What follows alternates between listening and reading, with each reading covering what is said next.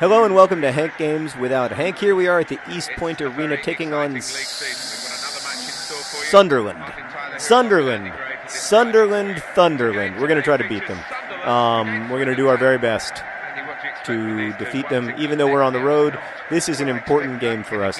This is the kind of mid-table opponent. I know I say they're all important games, but you know what? When you're trying to win, it's Derek Milborough. All right.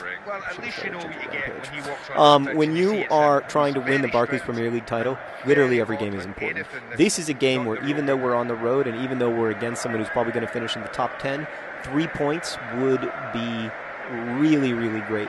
You'll never guess who's starting in goal, unless you guess that it's 42-year-old overweight sensation Fat Lucas. Fat Lucas back in the Swindon Town Swoodilypooper lineup. Who could have ever imagined it? He tried to retire. He became our goalkeeping coach. We kept him on the roster at my insistence.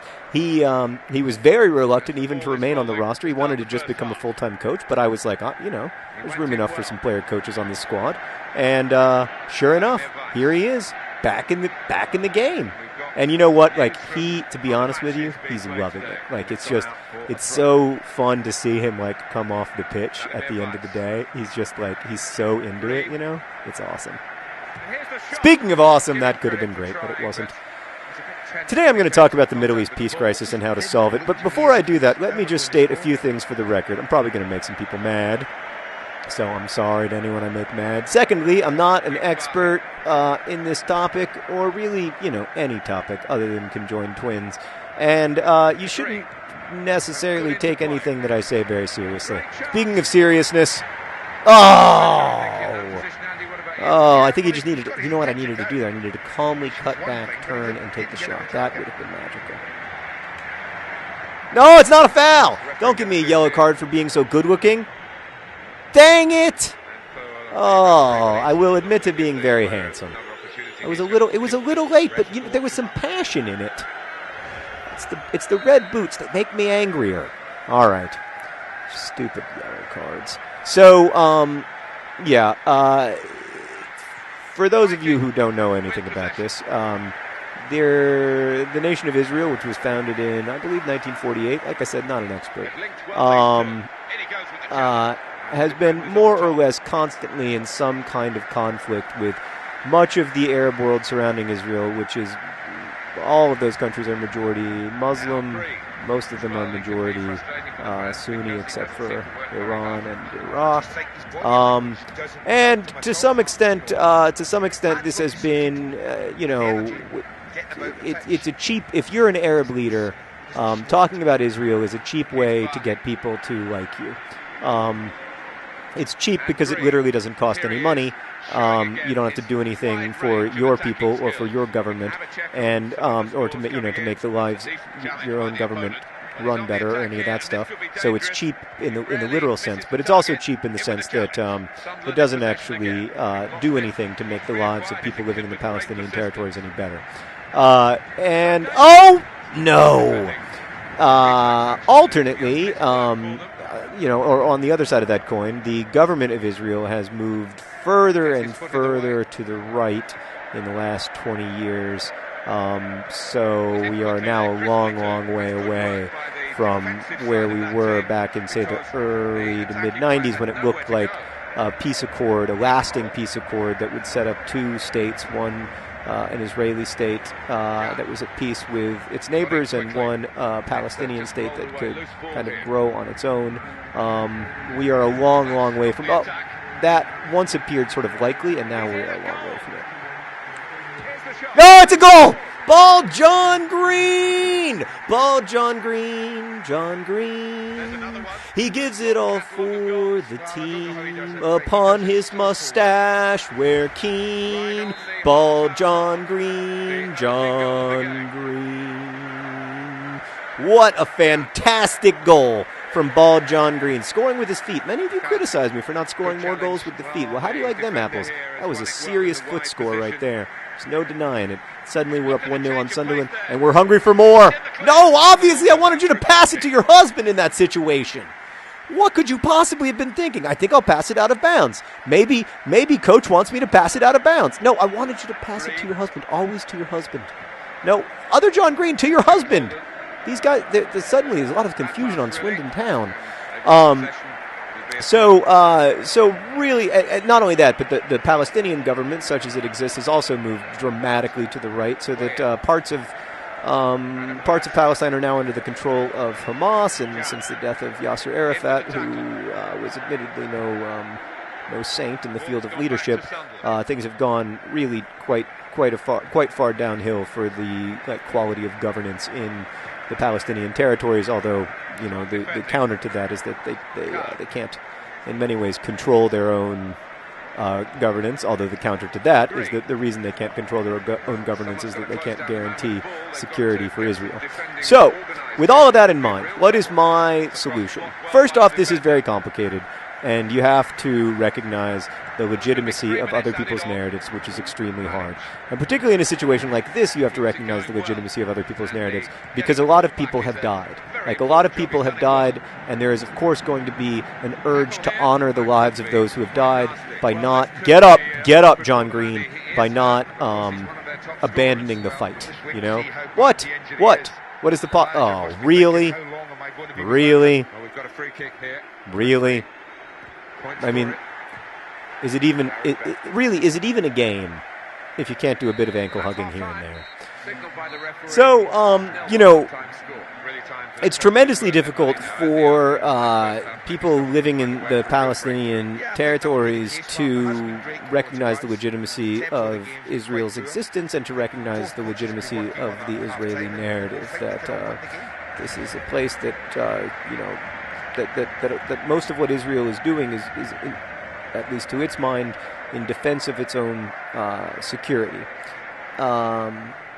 Similarly, it's very hard if you're Israeli to recognize the legitimacy of the Palestinian narrative, which is that of a displaced community that doesn't have any ability to recognize, to have self-determination, and also has experienced quite a lot of violence, and that the violence against the occupying force is, like a lot of violence against occupying forces, seen as justified and an important part of the struggle. Both sides are going to have to recognize that those narratives make sense within the communities in which they are the dominant narrative in order to ever move forward.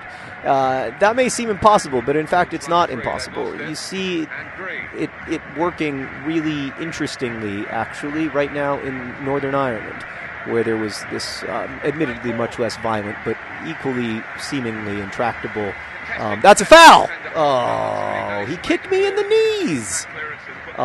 Equally seemingly intractable conflict between people who thought that Northern Ireland should be part of Ireland and people who thought that Northern Ireland should not be part of Ireland. Come on. Oh, you've got to score there. I tried to whip it in with the RLB button, whatever it is, RB button. Dang it. But in fact, now in Northern Ireland, it's really interesting to see people recognize the legitimacy of the other's narrative and to find what appears to be a pretty stable... That's a foul from behind, and there was no one between him and the goal. That should be a red card. Instead, it isn't. No, that wasn't a difficult save for the goalie. So, right. So places like Northern Ireland, and there are many other examples, really do give me hope that this is a addressable problem. Speaking of addressable problems, it's ball, John Green, other John Green. Do a dance. Show me a dance. It doesn't matter what you do. Yes, that's beautiful. That's lovely. Oh, and then they hug because they're in love. John Green's ball, another John Green's. They're the best forwards that Swindon Town has ever seen. This is fun, man. This is old school Swoodilypooper football, scoring with our feet, like we used to back in the halcyon days of League One, when we were at semi-pro skill level. Man, I miss those days. I could score 10 goals a game in semi-pro. So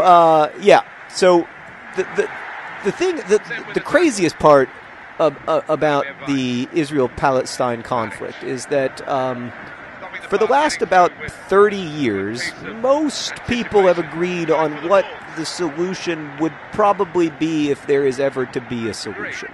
some kind of shared Jerusalem as a capital, some two-state solution where, I mean, there have been points where, like, they were even pretty close to agreement on what the sort of physical shapes of these states should look like, which settlements Israel would have to give up, things like that, and everybody kind of knows what it's going to look like if it ever happens. Like, if there is ever, to be a lasting peace, everyone kind of knows what it's likely going to look like.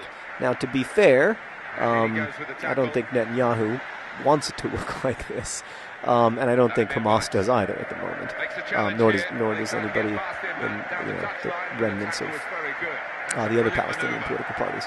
So, just to be clear, like, I'm not saying that it's in any way close to happening, but it's feasible. There is a solution. In the same way that for a long time there was a way of imagining a sort of politicization of the IRA that would and demilitarization of the IRA that would result in